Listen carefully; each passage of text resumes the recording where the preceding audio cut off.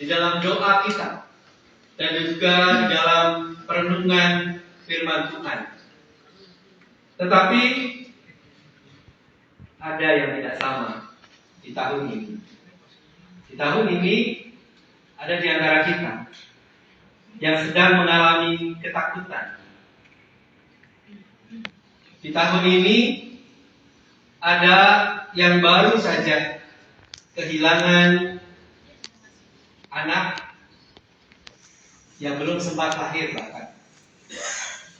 Di tahun ini ada yang bagian dalam keluarganya tidak lagi bisa bersama-sama melayani maupun tidak bisa bersama-sama beribadah karena sakit. Di tahun ini ada juga yang bersyukur karena berbagai berkat Tuhan yang diberikan. Dan di tahun ini kita ada di ambang dua waktu. Selanjutnya kita diajak untuk meninggalkan tahun yang lama, dan kita diajak untuk memasuki tahun yang baru. Ada yang datang dengan syukur, ada juga yang datang dengan air mata setelah begitu banyak kehilangan. Di dalam suasana ini, Tuhan Yesus berkata kepada kita semua bahwa selanjutnya, akulah terang dunia. Tuhan Yesus menegaskan kepada kita semua dalam ayat 12 yang sudah kita baca. Akulah terang dunia. Siapa yang mengikut aku, ia tidak akan berjalan dalam kegelapan, melainkan ia akan mempunyai terang kehidupan. Tuhan Yesus tidak hanya sekedar memberikan kepada kita senter atau memberikan kepada kita dian atau obor untuk kita bisa menerangi langkah kita. Tetapi dia mengatakan kepada kita bahwa dia adalah terang dunia. Hal itu berarti dia hadir di tengah kita. Apapun pergumulan kehidupan kita, dia hadir di tengah kita. Dia menerangi, mengawasi, menuntun, menguatkan, menolong, dan dia ada bersama dengan kita di dalam tiap perjalanan kehidupan kita. Tuhan adalah terang bagi kita semua. Nah, Tuhan sang terang bukan hanya menjadi simbol, tetapi dia benar-benar adalah pribadi yang mewujud di dalam Kristus. Yohanes menjelaskan kepada kita bahwa terang itu bercahaya di dalam kegelapan, dan kegelapan itu tidak menguasainya. Jadi seharusnya kita semua di dalam malam refleksi ini menghayati benar, mengingat dengan benar bahwa kita tidak ada di dalam kegelapan, bahwa kita tidak di dalam penguasaan kegelapan, bahwa kita bukanlah bagian dalam kegelapan, tetapi kita adalah bagian dalam terang. Meskipun demikian, selanjutnya ada rasa takut. Ada bahkan yang tidak hanya merasa takut, tetapi ketakutan. Ada di antara kita yang bahkan sampai tidak mau berjumpa dengan orang-orang yang mengenalnya, mengurung diri di dalam keheningan pribadinya. Dan perasaan itu karena di dalam dirinya terang itu tidak lebih terang dibandingkan kegelapan. Terang itu sudah begitu redup. Atau mungkin dia tidak bisa melihat terang itu karena dia merasa dirinya terlalu kuat dikuasai oleh kegelapan.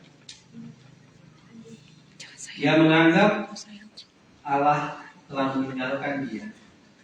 Orang-orang di sekelilingnya tidak memperhatikannya. Allah mungkin juga diam. Padahal kita tahu Allah selalu hadir. Allah selalu ada bagi kita. Dan kita tahu konteks bacaan Alkitab kita pada saat ini adalah ketika orang Israel merayakan Hari Raya Kodok Daud. Perayaan yang dipenuhi dengan cahaya, seperti ketika kita merayakan Natal.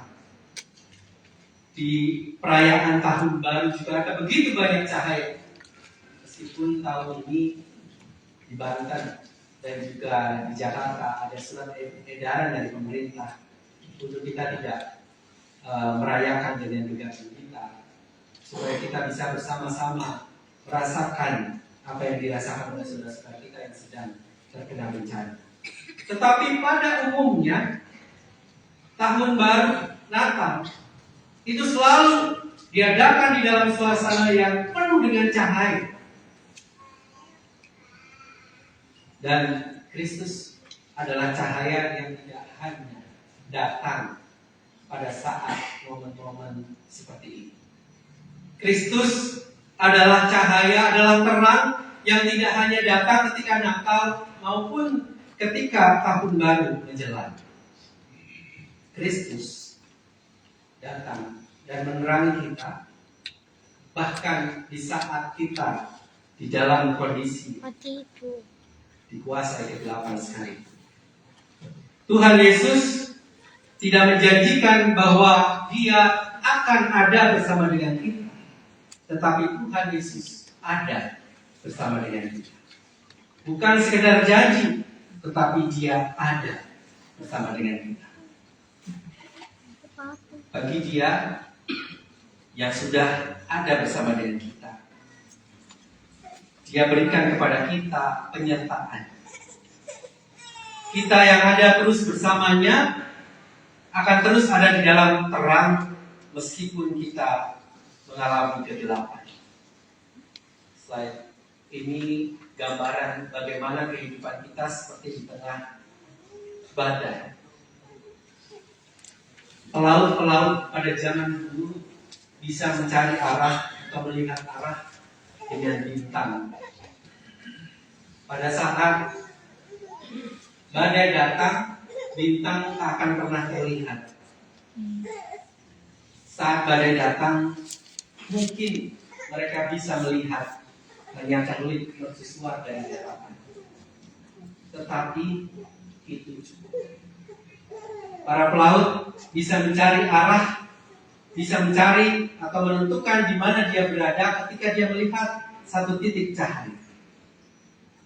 Dan Tuhan Yesus berjanji bagi kita, barang siapa mengikut aku, maka dia akan memiliki terang itu di dalam kehidupannya. Kita mungkin mengalami begitu banyak kegelapan di dalam kehidupan. Dan mungkin tahun depan bukan tahun yang akan terus terang dalam kehidupan kita.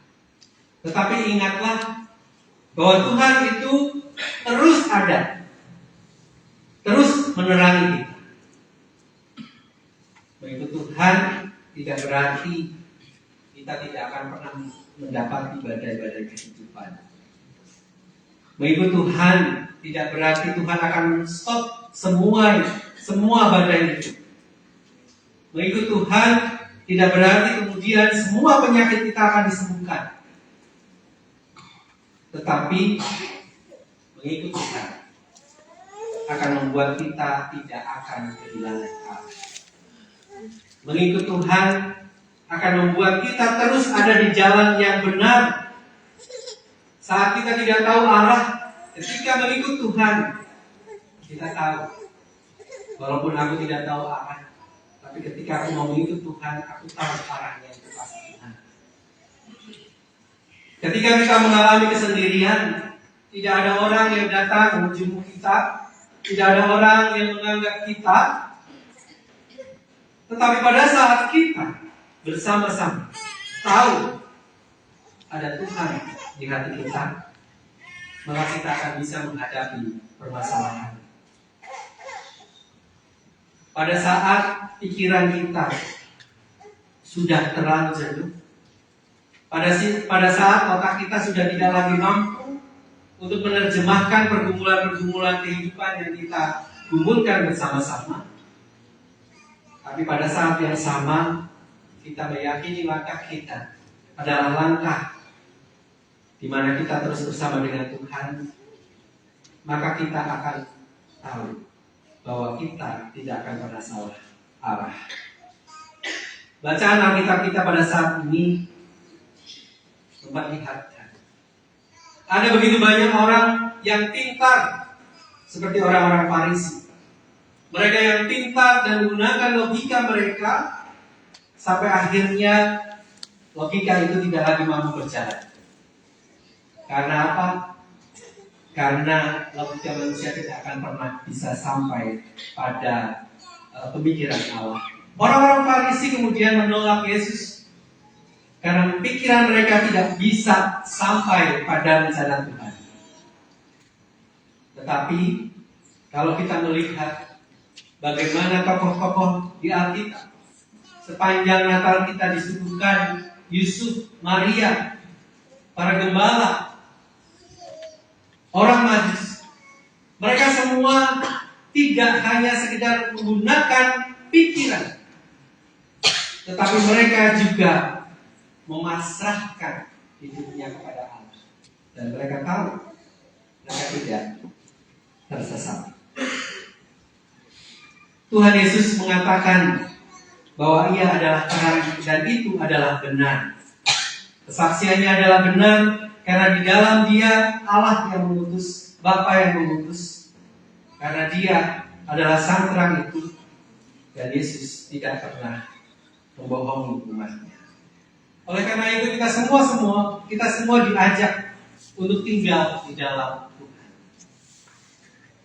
Kita tinggal di dalam Tuhan seperti kita adalah sebuah handphone atau gadget yang terus ngedrop karena kita sudah rusak.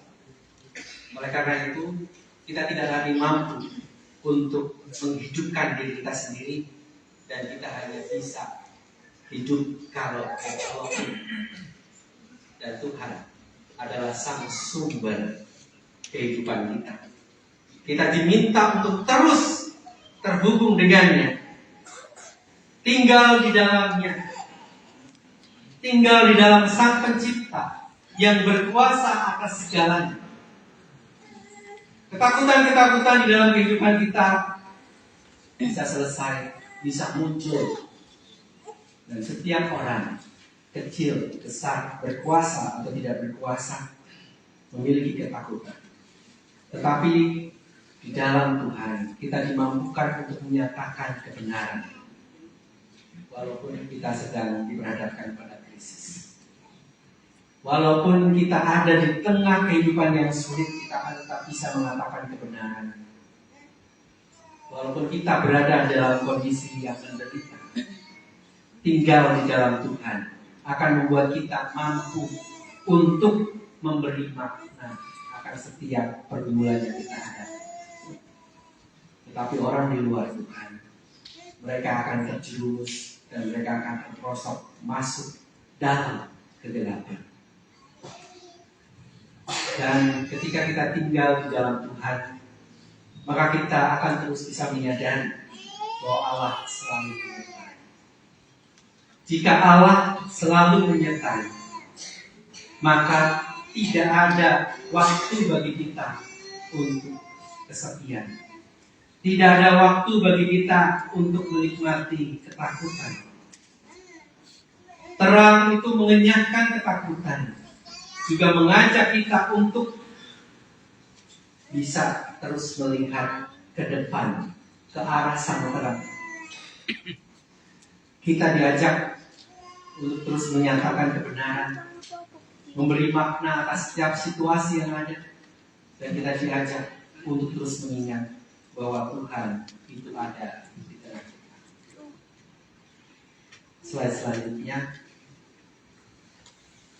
Ini adalah gambar yang diproduksi oleh AI yang saya perintahkan untuk membuat gambar seorang anak yang masuk di dalam sebuah kegelapan kampung yang mengerikan, dan dia hanya membawa salib yang menerangi langkahnya. Nampaknya AI kali ini lebih pintar dan jagoan, dan gambar itu sangat keren. Dan Alkitab ini yang kita pegang, ini adalah firman Tuhan. Umat Tuhan, para rasul memegang ini, menghidupinya dalam kehidupan, dan tidak ada yang pernah meleset.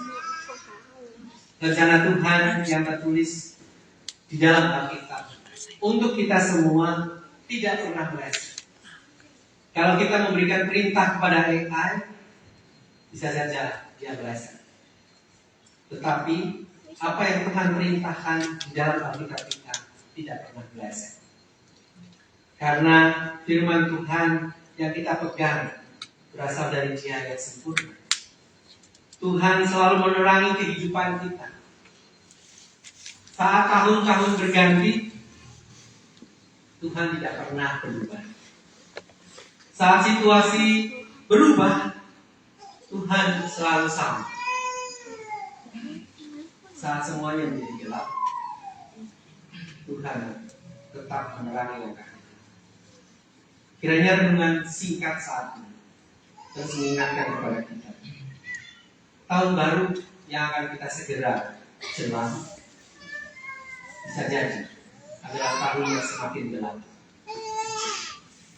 Tapi bisa juga sebaliknya. Tetapi apapun itu, terus lihat Tuhan, Sang sumber terang itu, Dia terus ada bersama dengan kita. Kita tidak tahu apa yang akan menanti kita di depan sana, tetapi kita tahu bersama bahwa Dia, Sang terang, terus berjalan bersama dengan kita. Mari kita bersyukur kepada Tuhan yang terus menerangi tahun 2025 yang kita miliki. Mari kita bersyukur dan menyerahkan diri seutuhnya kepada Tuhan untuk menyusuri 2026 yang belum kita jelang. Apabila kita belum ambil bagian dalam pelayanan di tahun 2025, waktunya kita untuk melayani. Apabila kita sudah melayani, mari kita berikan lebih lagi untuk kemuliaan Tuhan. Selamat, karena terang telah mengenyangkan ketakutan, dan terang itu tinggal di dalam kita. Amin.